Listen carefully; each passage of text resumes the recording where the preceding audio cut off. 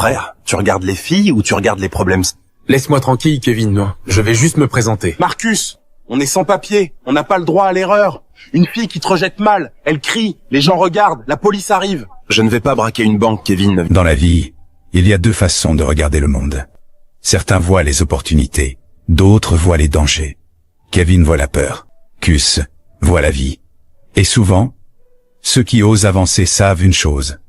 Celui qui ne tente rien ne rencontre jamais personne. Excusez-moi, vous me conseilleriez les jaunes ou les verts pour une cuisson au four?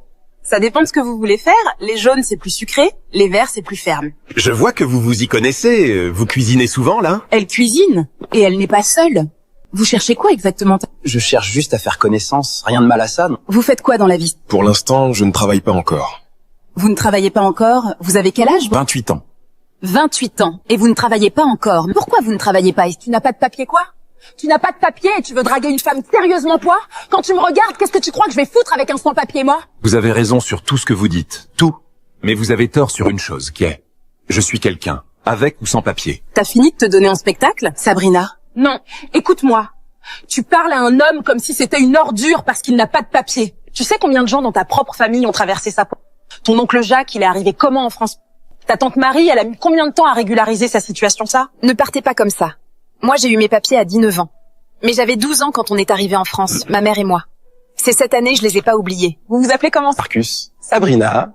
Et voilà, maintenant on se connaît. Mettez votre snap ou votre numéro. On ne sait jamais où la vie nous mène. Ici, en France, rien n'est garanti. Ni pour lui, ni pour toi, ni pour moi. Alors fais attention à ce que tu dis des gens.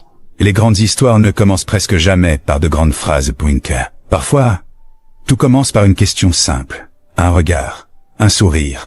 Comme dit le proverbe, les portes les plus importantes de la vie s'ouvrent souvent avec des mots très simples. Beaucoup de gens pensent connaître quelqu'un avant même de lui avoir parlé. On regarde les vêtements, la situation, le travail, et on croit avoir compris la personne. Mais un vieux proverbe africain dit, on ne connaît pas la profondeur d'une rivière en regardant sa surface. Marcus, t'as mangé? Oui, Madame Benali, merci. Quelque chose ne va pas? J'ai rencontré une fille aujourd'hui, Madame Benali. Elle m'a donné son numéro. Et ça t'attriste? Je ne sais pas si j'ai le droit. Je n'ai rien à lui offrir. Pas de papier, pas de vrai travail, pas d'appartement. Je répare des vélos dans votre cour pour 50 € par semaine. Qu'est-ce que je suis censé lui dire quand elle va me demander où j'habite? Mon mari est arrivé en France en 1968 sans rien. Pas de papier. Il dormait dans les couloirs du métro l'hiver.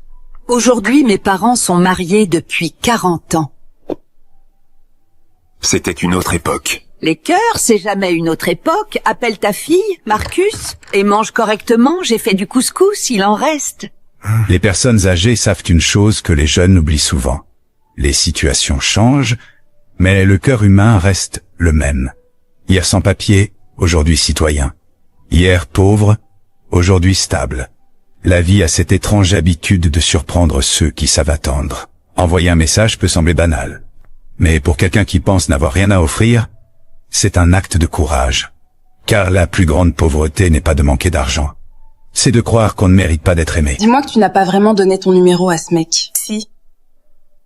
Et il m'a déjà écrit. Sabrina, tu plaisantes? Un sans-papier? Mais tu vas faire quoi avec lui? Tu vas l'emmener au restaurant? Comment? Il va payer avec quoi? Je ne sais pas, Jessica. Mais moi, j'ai pas besoin d'un homme qui paye. J'ai un travail. C'est pas une question d'argent. C'est une question de stabilité. Un sans-papier, à tout moment, il peut se faire contrôler, arrêter, expulser. Tu veux vivre avec ça, quoi? Tu sais ce qui m'a frappé aujourd'hui, Jess, quoi? Quand tu lui as crié dessus. Lui, il n'a pas crié. Il n'est pas parti. Il t'a regardé et il t'a dit qu'il était quelqu'un.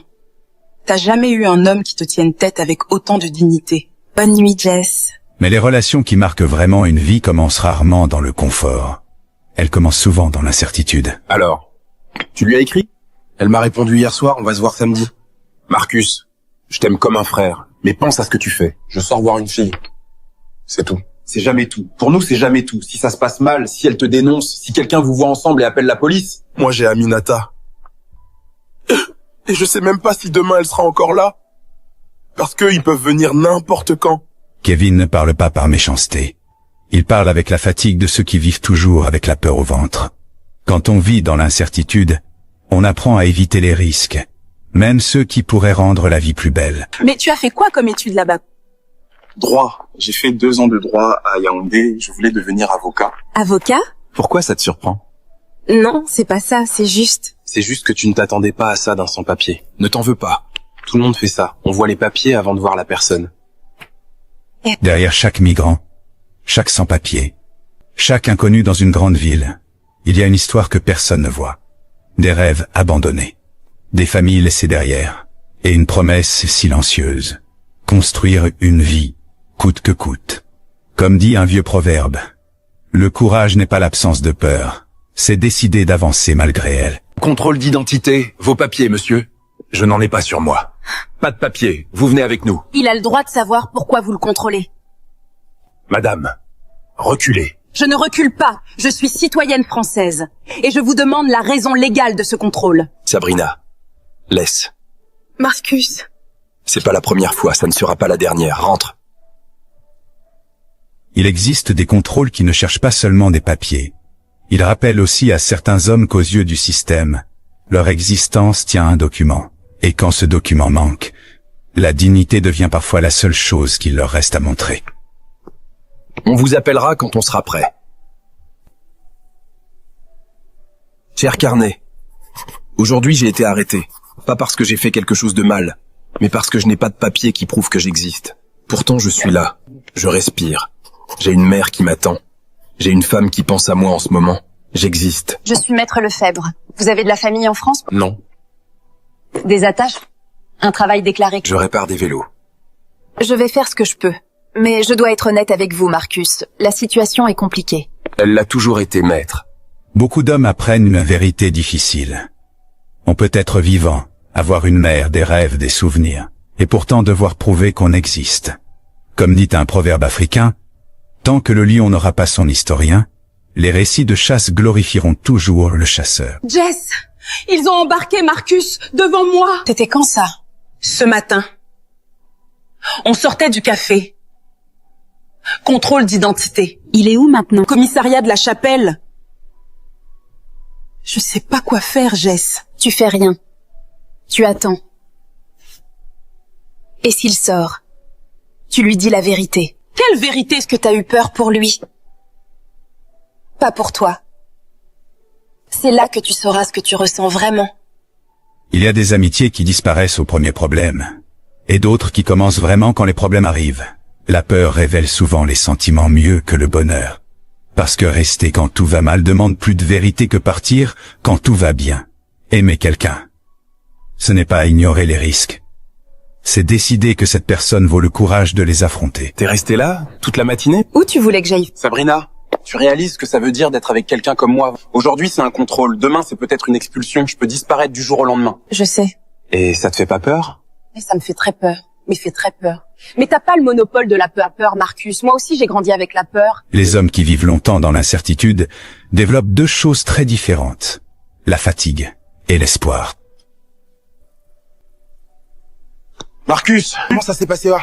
Ils m'ont gardé 4 heures, relâché faute de preuves suffisantes pour une procédure d'expulsion immédiate. Marcus, tu vois, c'est exactement ce dont je t'avais parlé. Je sais, Kevin. Et Sabrina, elle a réagi comment? Elle était sur les marches du commissariat quand je suis sorti, elle avait attendu 4 heures. Aminata aurait fait pareil. Comment elle va, Aminata Palin? Son dossier a été rejeté encore une fois, 3e refus. Elle pleure la nuit en croyant que je dors. On va s'en sortir, frère. T'y crois encore, toi, Laure? Tous les jours. La fatigue vient de tout ce qu'ils ont déjà traversé. Mais l'espoir vient de la seule chose qui leur permet de continuer à avancer, croire que demain peut être différent d'hier. Qu'est-ce que tu veux faire de ta vie ici? Vraiment? Finir mes études de droit, devenir avocat, défendre des gens comme moi. Un sans-papier qui veut devenir avocat en France, c'est soit le projet le plus fou que j'ai jamais entendu. Sabrina, je dois te dire quelque chose d'important. Je t'écoute. Je ne veux pas que tu sois avec moi par pitié, pas après ce matin. Je veux pas être ton projet humanitaire. Je veux être l'homme que tu choisis, pas celui que tu sauves. Tu sais quelle est la différence entre un homme qui demande de la pitié et toi-même? Laquelle? Un homme qui demande de la pitié baisse les yeux. Mais toi, tu me regardes. Il existe des rêves qui semblent impossibles quand on les dit à voix haute. Un homme sans papier qui veut devenir avocat pour défendre les autres. Pourtant, beaucoup oublient que les plus grandes histoires commencent presque toujours par des projets que tout le monde trouve irréalistes. Dans la vie, La pitié et le respect ne se ressemblent pas. La pitié regarde quelqu'un de haut. Le respect regarde quelqu'un droit dans les yeux. Et il existe des hommes qui préfèrent perdre 1000 opportunités plutôt que d'accepter d'être aimés par pitié. Jessica, tu viens déjeuner avec nous, hein? Non merci, j'ai des dossiers. Sabrina. Donne-moi le numéro de Marcus. J'ai quelque chose à lui dire. Même ceux qui jugent le plus vite finissent un jour par comprendre une chose. La dignité ne dépend ni d'un statut, ni d'un salaire, ni d'un document. Allô? C'est Jessica. L'amie de Sabrina. Je me souviens de vous. Je vous dois des excuses. Ce que j'ai dit au marché, c'était indigne. De moi. Pas de vous. Vous n'avez pas à vous excuser, Jessica. Vous avez dit ce que beaucoup pensent sans le dire. Au moins vous l'avez dit en face. Show? Chut. Vous me remerciez de vous avoir humilié à... Je vous remercie d'avoir été honnête. La vérité fait mal. Mais elle est plus respectueuse que le silence poli. Comment vous faites pour rester comme ça? Calme. Digne. Après tout ce que vous traversez. Ma mère m'a dit un jour, Marcus, les gens te traiteront comme tu penses de toi-même. Alors pense bien de toi-même, même quand personne d'autre ne le fait. Votre mère est une femme sage. Prenez soin de Sabrina. C'est ma meilleure amie. Il y a des mères, quelque part dans le monde, qui enseignent à leurs enfants une leçon simple mais puissante. Les autres te traiteront souvent comme tu te vois toi-même. Alors garde la tête haute, même quand le monde essaie de te faire baisser les yeux. Parce que la dignité d'un homme commence toujours dans la façon dont il se regarde lui-même. Convocation à la préfecture. Dans 7 jours. 7 jours. Waouh, c'est incroyable. Certaines lettres paraissent simples, mais elles portent parfois le poids d'une vie entière. Quand Marcus lit cette convocation, il comprend que 7 jours peuvent suffire à changer un destin. Marcus a reçu une convocation à la préfecture. Quand? Dans 7 jours. Il le sait depuis quand, ça? Ce matin, il m'a appelé, il avait l'air calme. Trop calme. C'est comme ça qu'il fait peur, quand il est trop calme. Et si ça se passe mal, Aminata? On sera là. C'est tout ce qu'on peut faire. Kevin et Aminata savent qu'ils ne peuvent pas changer les décisions d'une administration. Mais ils peuvent offrir quelque chose de rare, leur présence. Tu vas me dire ce que tu as depuis ce matin ou je dois deviner? 7 jours. Oui? Tu comptais me le dire quand? Je voulais trouver les bons mots d'abord. Marcus, je n'ai pas besoin de bons mots, j'ai besoin de la vérité. J'ai peur, Sabrina, pour la première fois depuis longtemps, pas pour moi. Dire la vérité à quelqu'un qu'on aime demande plus de force que cacher sa peur. Quand Marcus avoue enfin ce qu'il ressent, il montre une vérité simple. La confiance commence le jour où l'on cesse de prétendre être fort. J'ai fait du couscous, vous mangez rien depuis ce matin? Vous savez tout ce qui se passe dans cet immeuble, Madame Benali. Je sais ce qui compte. La préfecture. Oui? Mon mari a reçu la même lettre en 1981. Et qu'est-ce qui s'est passé? Il y est allé, avec ses papiers, ses preuves et sa dignité. Et il est rentré à la maison. Certaines personnes âgées portent la mémoire de combats que les autres ne voient pas. Madame Benali sait que beaucoup d'hommes sont passés par cette même épreuve. Et son conseil est simple. Quand on n'a plus rien à contrôler, il reste toujours une chose à protéger, sa dignité. Maître Lefebvre, je m'appelle Jessica Owona. Je suis avocate au barreau de Paris. J'appelle pour Marcus et Samba. Non, je ne suis pas sa famille. Mais je peux être utile. Envoyez-moi le dossier complet ce soir, je regarde ça cette nuit. À Marcus, qui nous oblige tous à être meilleurs que ce qu'on croit pouvoir être. C'est vous qui m'obligez. Non, c'est toi qui nous montre comment. Quelle que soit la réponse demain, tu sais que ça ne change pas ce que tu es. Je sais, mais ça change ce que je peux construire ici, avec vous. Parfois, une injustice continue simplement parce que tout le monde regarde ailleurs. Jessica comprend qu'il suffit d'une personne qui décide d'agir pour que l'histoire change de direction. La veille des grandes épreuves, les gens parlent peu. Ils partagent un repas, un regard, un silence. Parce qu'au fond, ce qui donne de la force, ce n'est pas la certitude de gagner, c'est de savoir qu'on n'est pas seul. Quand Marcus entre dans ce bureau, il sait que tout peut basculer en quelques minutes. Et quand il ressort avec 6 mois devant lui, certains diraient que ce n'est presque rien. 6 mois. Il me donne 6 mois. Titre de séjour provisoire. Mais pour quelqu'un qui se bat pour rester, 6 mois peuvent représenter le début d'une nouvelle vie. Qu'est-ce que tu ressens? Que 6 mois c'est court. Et que c'est tout ce dont j'ai besoin pour commencer. Tu penses à ta mère. tous les jours. Mais ce soir, différemment. Comment Ce faire? soir, je pense à ce que je vais lui raconter, pas à ce qui me manque. Merci d'être resté.